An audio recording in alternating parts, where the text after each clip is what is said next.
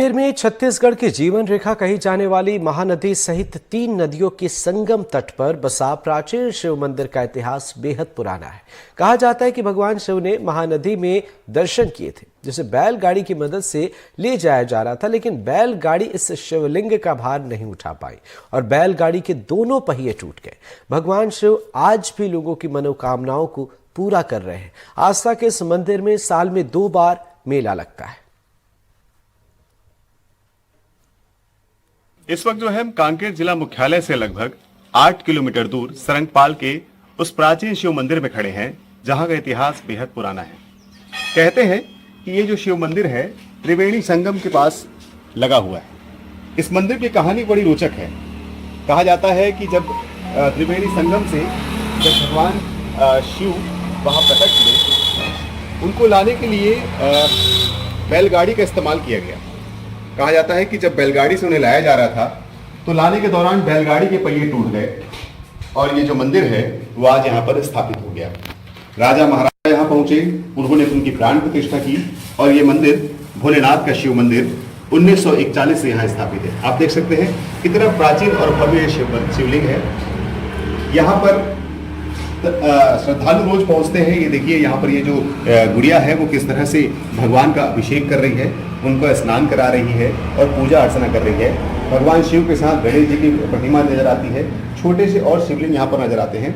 ये काफी प्राचीन शिवलिंग है। कहा जाता है कि यहाँ पर 2 बार मेला लगता है, चाहे वो माघी पूर्णिमा का मेला हो या फिर अन्य मेले हो, जहाँ पर मेला लगता है। हमने देखा है कि राजीव में जिस तरह से महाकुंभ हो रहा है जो त्रिवेणी संगम के बेहद नजदीक है, बस वैसे ही यहाँ पर महानदी के तट पर ये बसा हुआ शिवलिंग है और इसकी पूजा अर्चना करने के लिए दूर दूर से सैलानी आते हैं। इस इतिहास को जानना बेहद आवश्यक है क्योंकि काफी रोचक ये इतिहास है। इतिहास को जानने के लिए यहाँ के जानकार है, इनसे बात करते हैं।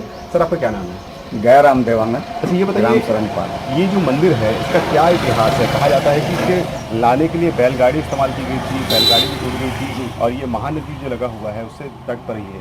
ये इस कारण है कि ये जो महानदी से निकला है तो उसका जब देव बैठाला तो देवता ने कहा कि मैं महादेव को बुलाए, तो महादेव ने कहा कि मैं पहले ये बताइए कि आखिर इसको देखा कौन, कैसे ये लोगों की नजर में आया? इसको नजर के गांव वाले ने देखा फिर कि यहाँ निकला हुआ है करके।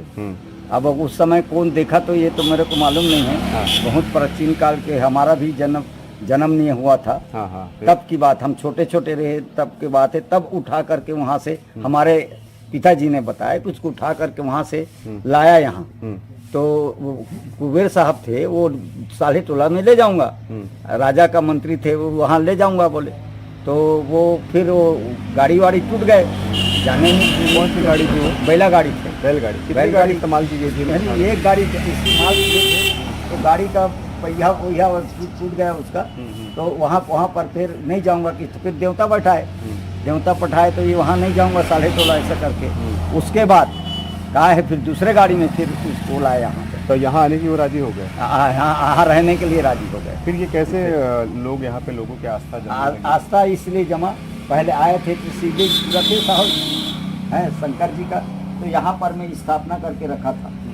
तो वो बोले कि मैं इसका मंदिर बनाऊंगा करके। कुबेर साहब ने इस मंदिर को बनाया। ये लिखा है ना 1941। हाँ, कुबेर बाबू कुबेर सिंह चौहान। अच्छा, हाँ, उसी का बनाया मंदिर। अच्छा, कहते हैं कि यहाँ पर काफी ऐसा भव्य मेला लगता है जिसमें राजा महाराजा भी आते हैं, देवी देवताओं की टोली पहुँचती है, दूर दूर से लोग आते हैं। यहाँ कम से कम 25-30 गांव, अभी 4-5 गांव की तो यहाँ का समिति है और मैं समिति का बहुत साल तक के अध्यक्ष भी रहा। अभी कोई दूसरा चुनाव किए, दूसरे बना दिए दुमाली वाले को, लेकिन मैं यहाँ से शुरू से अध्यक्ष था। मेला की क्या कहानी? मेला का ये कहानी है कि यहाँ मेला लगता है माघी पूर्णिमा का। सवेरे 4 बजे उठ के 4 बजे से पहले 2 बजे से 1 बजे से यहाँ स्नान करना चालू हो जाता है। महानदी से जल लेकर आते हैं? हाँ, वहाँ महानदी में स्नान करते हैं और अब वहाँ से जल लेकर के लाते हैं और प्रत्येक आदमी यहाँ पर में शिव जी में जल चढ़ाते हैं। अच्छा, मनोकामना पूरी होने की बात आ रही थी। कहते हैं कि भगवान भोलेनाथ की पूजा करते हैं, चाहे वो उन्हीं संतान दंपत्ति हों, उनकी भी संतानें भगवान के आशीर्वाद से फल फूल जाती हैं। हाँ, ये सबको